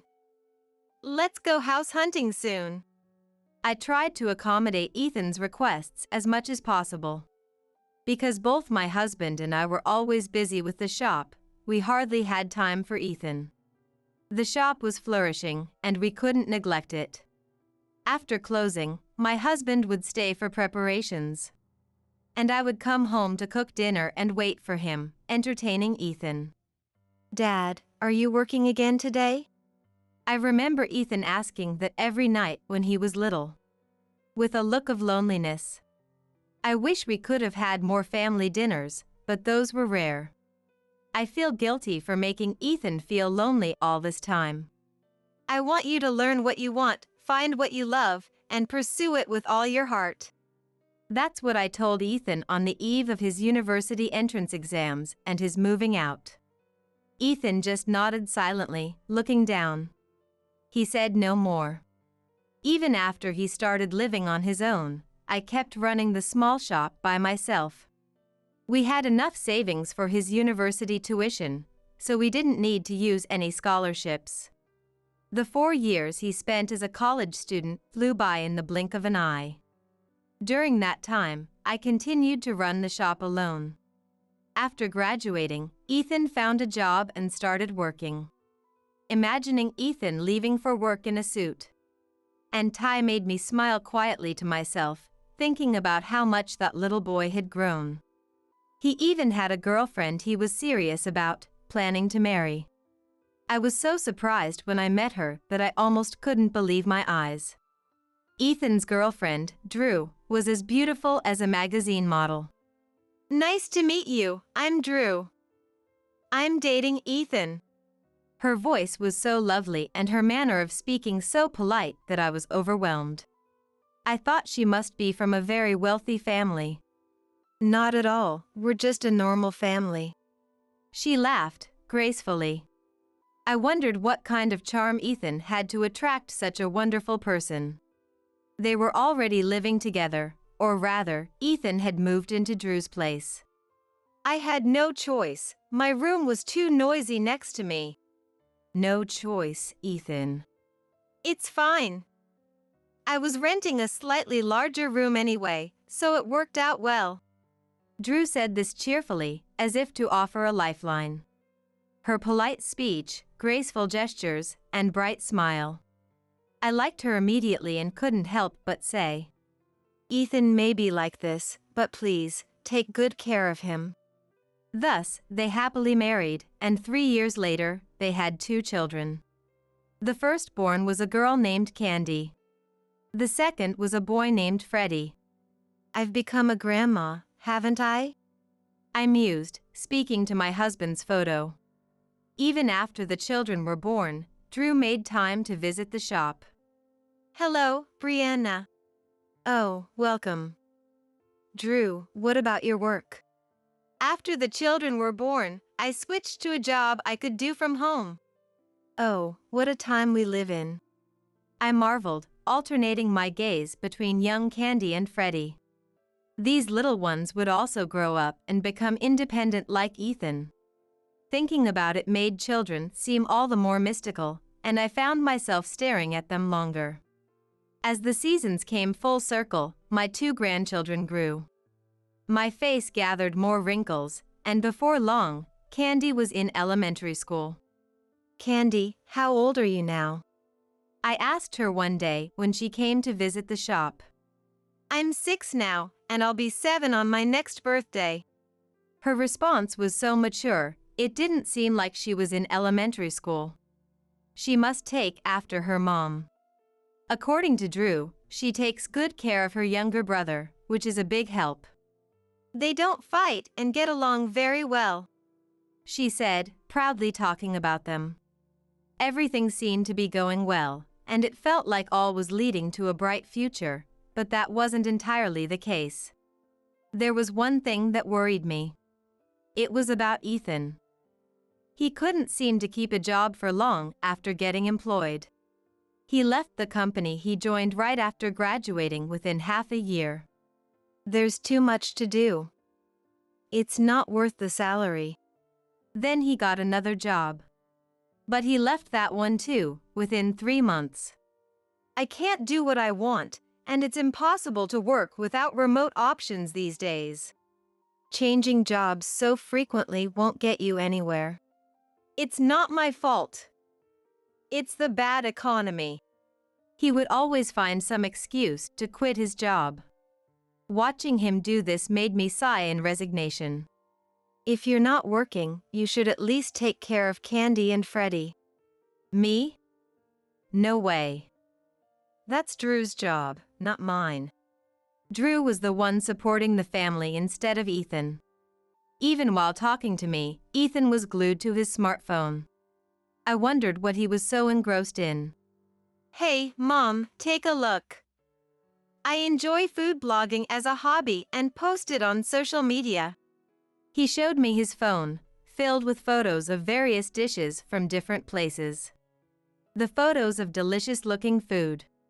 Ethan talked about his follower count and likes, but I didn't quite understand. Why don't you stop playing around with that and get a proper job? It's not just for fun. I'm serious about becoming an influencer. What's that? Just follow me on Mom and hit like. I don't understand all that. Give me your smartphone. I'll install this app and then you do this. With quick finger movements, he went through account setup and registration in no time. He also showed me which button was for liking and how to navigate the app. But after he left, I still didn't quite get it. I can't keep up with all this. I put the smartphone aside and focused on the shop's ledger instead. When I occasionally video call with Drew, she mentioned she was also told to check Ethan's social media. Despite having more important things to look after right here, I'm happier video calling with Candy and Freddie than browsing social media. Ethan had helped out at my shop for a bit right after he lost his job. He said it seemed easier than working at a company. Though no job is truly easy, having him help was appreciated. I heard it's becoming less common for children to take over their parents' businesses. I wasn't planning on forcing the shop on him. I was prepared to close it when the time came. However, I harbored a faint hope that maybe Ethan had changed his mind. Excitedly, I had Ethan help in the shop, greeting customers and taking orders. He got along well with the regulars, a refreshing sight.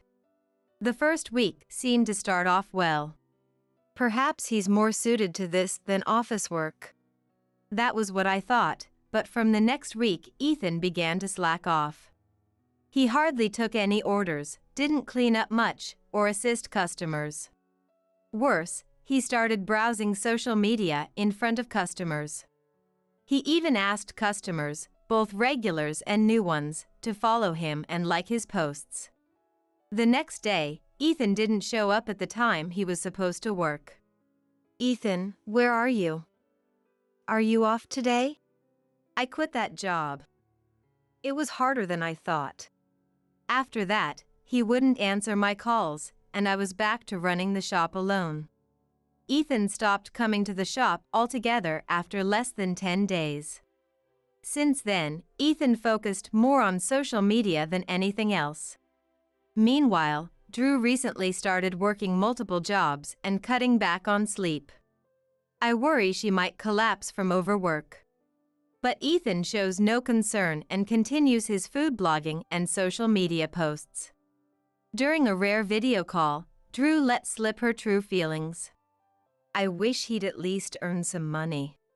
She looked unusually downcast, her usual bright smile gone. And her beautiful voice sounded dull. Ethan continues to be out and about, not at home. When I criticize his actions, he always says, "Being famous and expanding my network will lead to a future."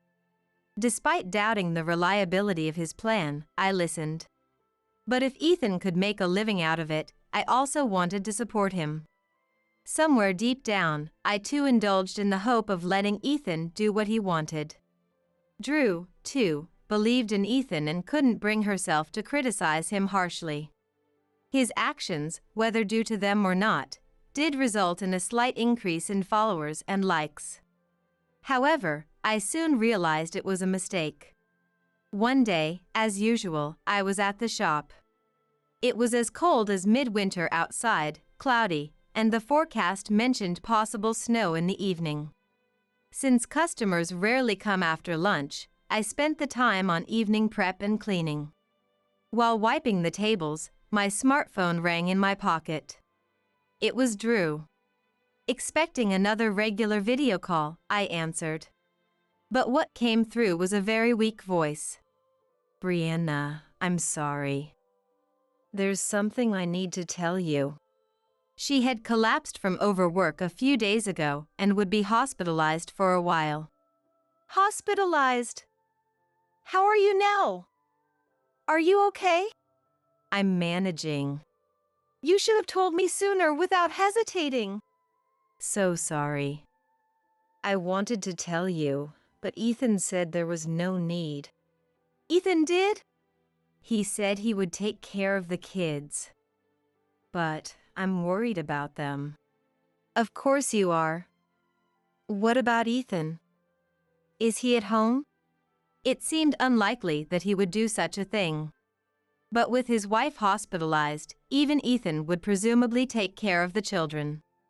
"He said he would look after the kids." I want to believe him, but... Hearing the hesitation in her voice gave me an uneasy feeling. "He's been posting photos on social media. I'm afraid he might not be looking after the children." Drew also followed Ethan's social media. And, suspecting as much, she checked the app. It turned out that on the day Drew was hospitalized, and the day after, he was carelessly posting pictures of his meals. I listened to Drew's story, dumbfounded. And those restaurants, they're quite far away. Something had to be done. I couldn't imagine children under 10 being able to fend for themselves, especially not with both parents absent. "Understood. I'll head over to your place right now." "Oh, could I come with?" "No, Drew. You need to rest properly." I ended the call a bit sternly to ensure. She wouldn't insist on coming. She needed to stay put under doctor's orders. I immediately put a temporary closed sign on my shop and headed to my son and his wife's apartment. It wasn't too far away, luckily. Having a spare key for emergencies like this was a relief. I hurriedly unlocked the door and entered. "Candy! Freddie! Where are you?" The room was pitch dark and hard to see. Stepping inside, something like a plastic bottle brushed against my foot. The silence was eerie as I took another step into the cool, unheated room. "Candy, Freddie! Grandma's here!" Moving further in, I noticed two small shadows in the unlit living room. Turning on the light, I found a shivering Candy, looking thin. Next to her, Freddie was trembling, eating a banana from Candy's hand. 4 frightened eyes stared back at me. Candy, Freddie. I couldn't help but hug them. Grandma. Candy and Freddie clung to me, crying loudly. Their small hands gripped me tightly. How scared and alone they must have felt. They were terrified and heartbroken, wondering why Mom hadn't returned from the hospital. Thinking about their feelings, my heart ached. I'm sorry I didn't notice sooner. Everything's okay now. I turned on the heating and, until the room warmed up, dressed them in extra jackets. I boiled water in the kitchen and made hot chocolate. Candy and Freddie happily drank their hot chocolate, seeming to relish it. Ethan was nowhere to be seen. In fact, I hadn't even seen anything that looked like his shoes. Hoping it was a misunderstanding, I called Ethan. He answered immediately. Mom? What's up? He replied nonchalantly. What are you doing? I'm trying out this limited time menu right now. It's definitely worth a look. Where are you now? On a family hot spring trip. I'm coming back tomorrow. In the background, I could hear the bustling noise of a tourist spot. Clearly, he was there alone, not with his family. He seemed utterly unconcerned about Drew or Candy and Freddie. I realized I had to protect them. Trying to stay calm, I said, "Is that so? Stay safe." Huh? Oh, yeah, about souvenirs. Before Ethan could finish, I hung up. He had kept Drew's hospitalization a secret. And just for some limited time food, he left his children alone. According to Candy, Ethan lied about going to work. I knew it. Mom worked too much and collapsed, right? Even at a young age, she understood why her mom had collapsed. Knowing the word overwork, she understood that her mom had been working too much. Why can't Ethan understand what even a child can? Mom looked really sick. So, I fed Freddie what was in the fridge. And you, Candy? Did you eat anything? No, I waited. She shook her head. Her cheeks were hollow, and for an elementary schooler, she was too thin. They hadn't eaten anything during the days without their parents. We haven't been to school. I want to see everyone. But I thought we had to wait for Dad. Tears welled up in Candy's eyes again. You are one tough little girl, Candy. I decided to stay at the apartment that day. I wanted to cook something for the kids, but the fridge was empty. Certainly, you can't make omelette rice with just ketchup. It can't be helped. Let's eat out. What do you two want to eat? Their hunger unleashed a torrent of requests, unable to settle on just one. Eventually, we went to a restaurant where they enjoyed pasta, mac and cheese, and cake. Seeing their full smiles reassured me. People always lose their spirits when hungry. I remembered my husband's words. Returning home full, the two quickly fell asleep. Watching their peaceful faces, I thought about Ethan. The next day came, and Ethan still hadn't returned. I checked his social media while talking with Candy. It's amazing how much information can be shared, but it also meant Ethan's actions were transparent. Today, he was at another restaurant, this time eating pizza. Ethan, just you wait. I took the kids to visit Drew in the hospital. It seemed we arrived just as she was being discharged. At the entrance, Drew and the kids joyfully reunited. But why are you here? What Ethan is doing is inexcusable. You all need to come home. But we can't impose on you. The one imposing is Ethan. I'm so sorry for what he's done. I whispered a plan to Drew. She was surprised at first, but then resolved to act. Eventually, Ethan returned home a week later than he said, only to find an empty house. What? What's this? Even this became a post on his social media, treating it as a joke. Minutes after posting, he showed up at my restaurant. Hey, listen, Mom. Drew and the kids. He started off incredulously, as if he couldn't believe it. Nobody's home, and everything's gone. And? It was lunchtime, and the restaurant was full of regulars. Eager for sympathy, Ethan began to loudly share his story. I was doing it all for my family. Working hard on social media, and my wife and kids run away. Oh, that's tough. While I listened disinterestedly, the regulars reacted differently. Chairs scraped as they slowly converged on Ethan. Terrible, right? Right, everyone? Ethan, clueless of the sentiment against him, tried to rally support. You're Eth on social media, right? Yeah. A fan? Thanks for following. Don't joke. You practically forced us to follow you. Huh? The others nodded in agreement. Getting notifications was annoying. Then we see you disrespecting food. Did I do that? Playing with free toppings, saying dishes are bad after one bite. But that was just a joke. And you neglect your own wife and kids to play around. Like I said, I was becoming an influencer to earn money. What influencer? Gerard, a regular, was red with anger as he scolded Ethan. Other regulars joined in, criticizing him, and the restaurant erupted in disapproval. Actually, I had filled in the regulars about Ethan's behavior just before he arrived. After being discharged, Drew immediately terminated the apartment lease. Now, she and the kids are living with me. As Ethan failed to support his family, preferring to dine out alone.